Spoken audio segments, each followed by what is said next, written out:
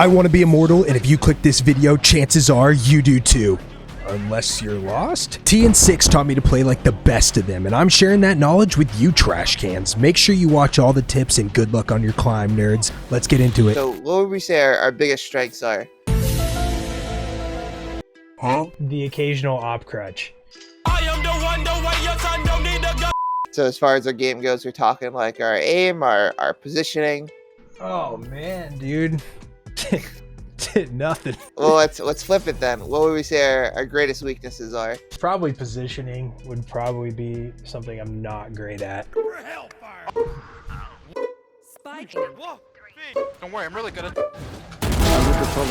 I like your patience. You're playing aggressive, but you're not like, once you know they make contact, you're not like W keying to try and like force anything out or save my teammates. I don't give a about yeah. that. I have a trip on long. And they're in the smokes, in the smokes. They have like hookahs or right here? judges. Right here, in the smoke. Oh, fuck me.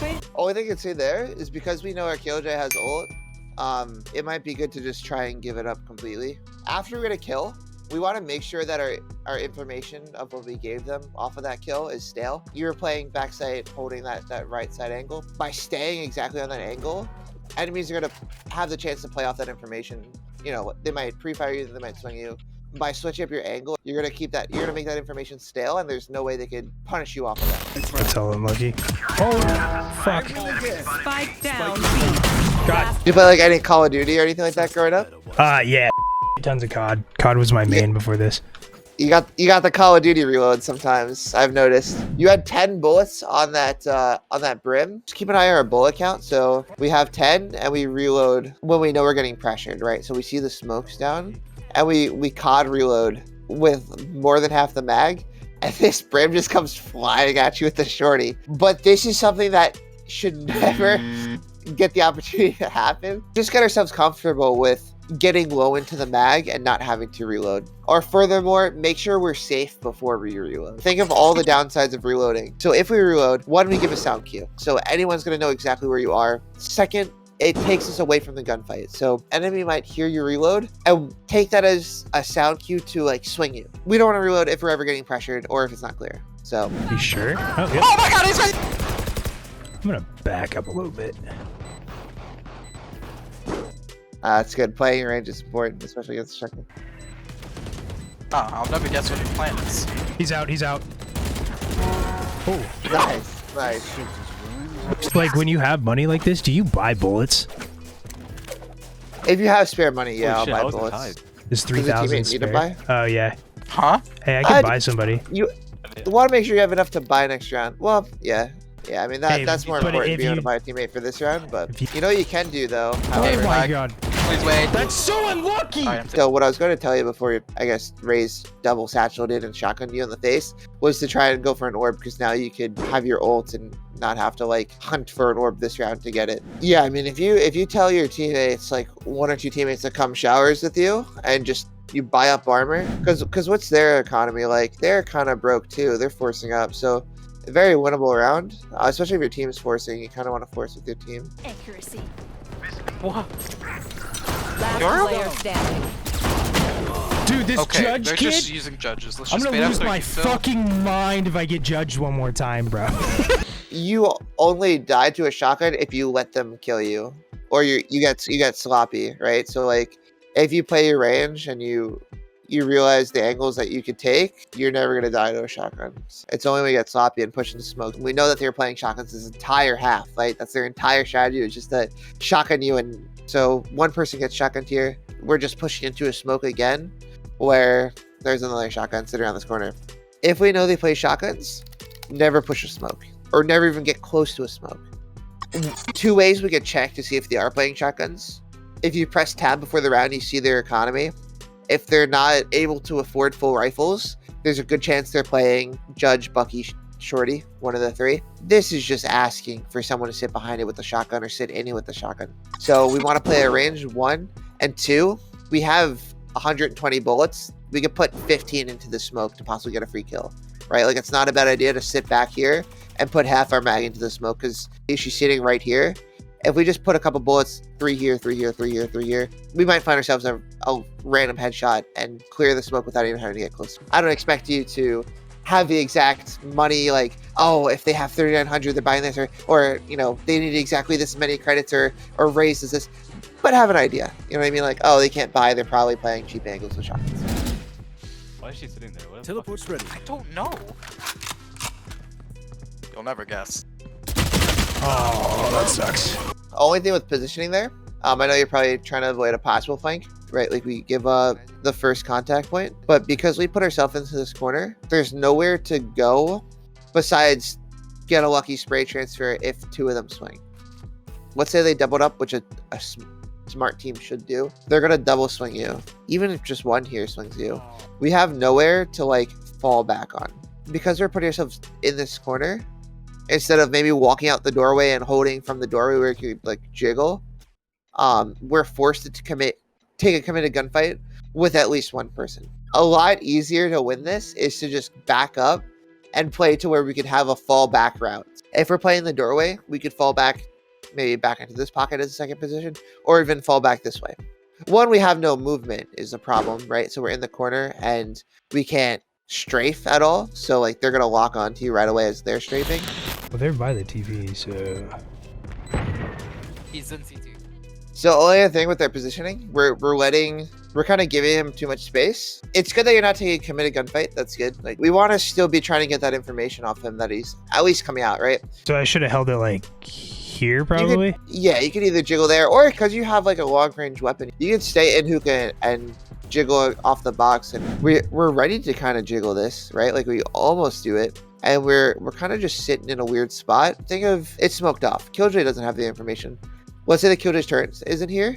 He could walk out and walk behind you and shoot you in the back of the head. Like weird Valorant timings do happen. We want to prevent this by just making sure we have at least information of where he is, right? A better spot is to maybe jiggle this angle or play like a headshot angle on this box here. Places where we could get information of where he is and then fall back. And now you know generally where he is. You don't give him the availability to make a timing. So play for information. And ult majority is.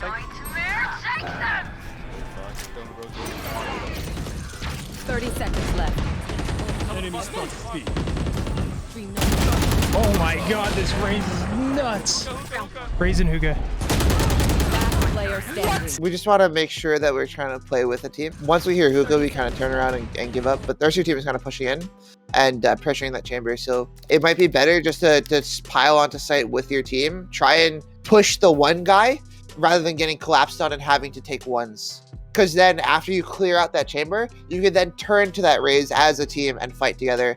And you kill both of them without losing a casualty versus taking ones and taking 50s and rolling the dice every time. So we know the chamber's elbow. And then we get more information of who's on site. And the answer is it's no one. Instead of playing with the team to take like a 3v1 against the one guy that's on site, we kind of back up and take our own 1v1. If we have numbers, it's fine to maybe hold, but because we don't have numbers, we want to really use what we have to create numbers. We want to make a third person there to just secure it and then take the space that we're given from that ult. Because it's all about kind of like snowballing, right? So like we get this kill, we neutralize numbers, we take it ground, and then we can push something as the 3 of us onto another person because we know they're split as well. So we know one's elbow and we know one's flank.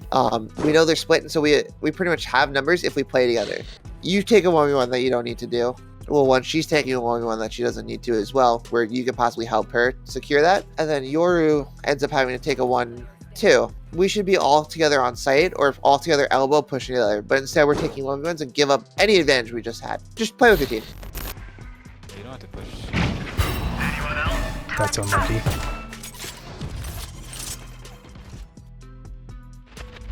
We need to have a sense of urgency of, okay, my team's pushing in. I don't give a shit about whatever else the fuck's happening. I got to help my team. So your 3 teammates get the pick and go in. You got to make sure that's my goal. Get to my team, help. So that way, once they start the retake, I'm there to trade them out. Okay, he gets the pick.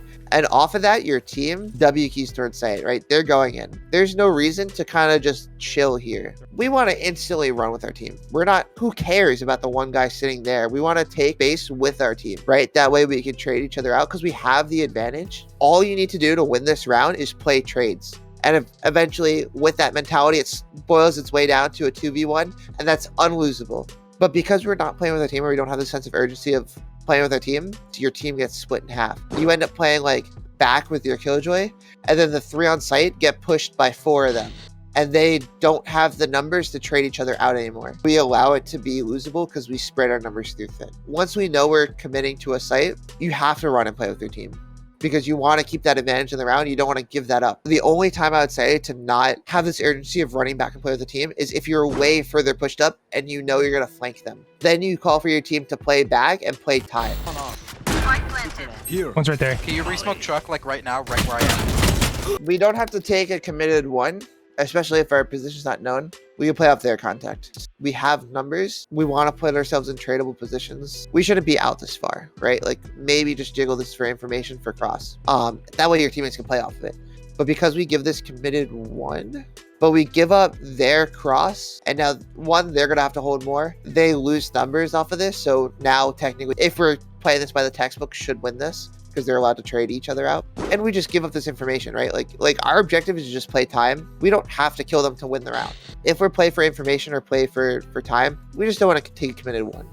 Unless you call to your team, swing off me or swing off my contactor. Even if you want to take this fight, in theory, you should just be playing for a tap and jiggle back and forth. You shouldn't be going to a crouch spray battle with this Reyna here because that's what they want. They want you to take a 1 early. That way the bomb isn't as much as a pressure. So we just want to make sure we put ourselves in positions that we can play for information, play for time, play more of that than take a commit. The only time this is acceptable is if you're down numbers and you need to take a 1 to neutralize numbers.